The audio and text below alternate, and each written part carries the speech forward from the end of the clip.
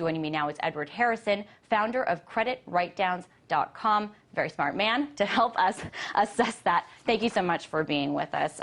So really, what is the point of this debate if history shows that the debt ceiling and raising it is pretty much a protocol? It's just an ideological debate preparing people for the 2012 elections.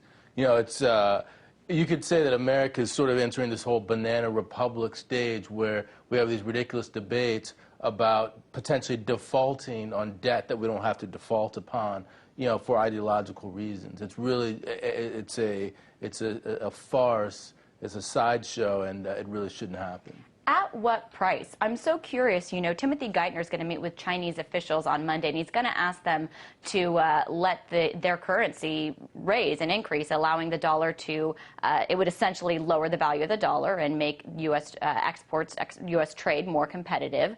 How insulting is it to ask Chinese officials to do this, something that they've continued to do? It's been a hot topic for a while, when Chinese officials, who are the largest creditor to the United States, don't even have complete confidence that the United States is going to raise the debt ceiling. Well, the Chinese, they really have to worry about their own problems. The reality is that, you know, if the Chinese are going to peg their currency at a specific rate to the U.S. dollar in order to export to the U.S. Community, then they're going to have to receive dollars in return for that. Their current account surplus is a definite, you know, a result of their having a, you know, a very low currency. You know, until recently, the U.S. dollar was falling.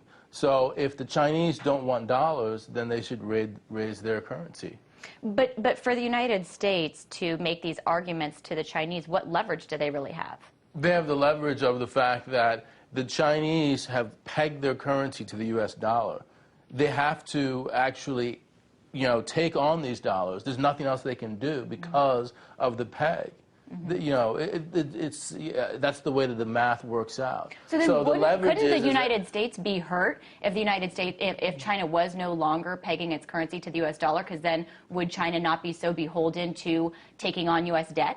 Couldn't that backfire? What would happen is that the Chinese would then suddenly hear this huge sucking sound of all the jobs going to Vietnam or going to Thailand or wherever it would go.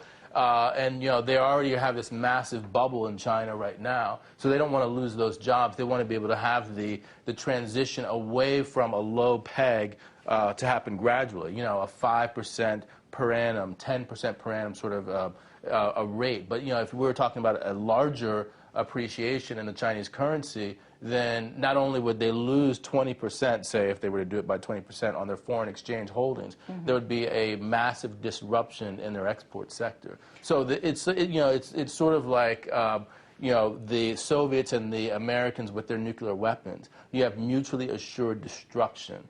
If this breaks down. Exactly. Okay, let's get back to the United States, though, and the issue of the debt ceiling. There's a lot of, someone earlier that I spoke to called it financial terrorism, that financial leaders say that the United States, the global economy, rather, would be derailed if the U.S. didn't raise the debt ceiling. Is that true?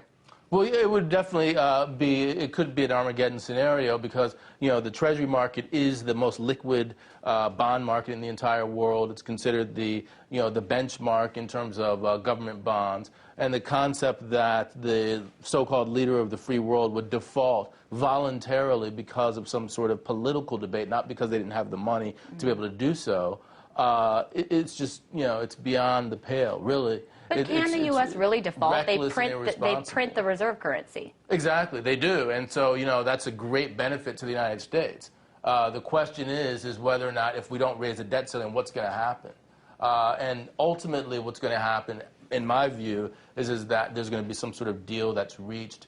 At the end of the deal, everyone will look and say, you know, look, we got exactly what we were looking for, and as a result, you should vote for us in 2012 because we're the better party. We're doing fiscal responsibility or whatever it may be. Really quickly, is it irresponsible of political leaders on both sides of the aisle to use this issue that could have such big, major global financial ramifications for political purposes?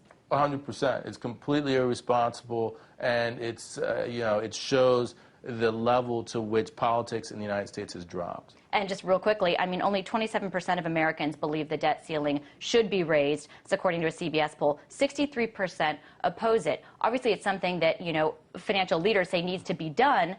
But is it time to listen to American people and their concerns? The reality is that the United States is deficit spending right now. If the United States didn't deficit spend, the economy would go into a tailspin. Housing prices, which are already dropping, would drop dramatically. Banks would lose tons of collateral. We would go into a depression, basically. You know, so Americans are completely uninformed when they say we should not raise the debt ceiling because they don't understand what would happen. And politicians don't seem to help that because they make that the source of debate. But Exactly. I want to thank you for weighing in and kind of setting us straight on your ideas about that. That was Edward Harrison, founder of CreditWriteDowns.com.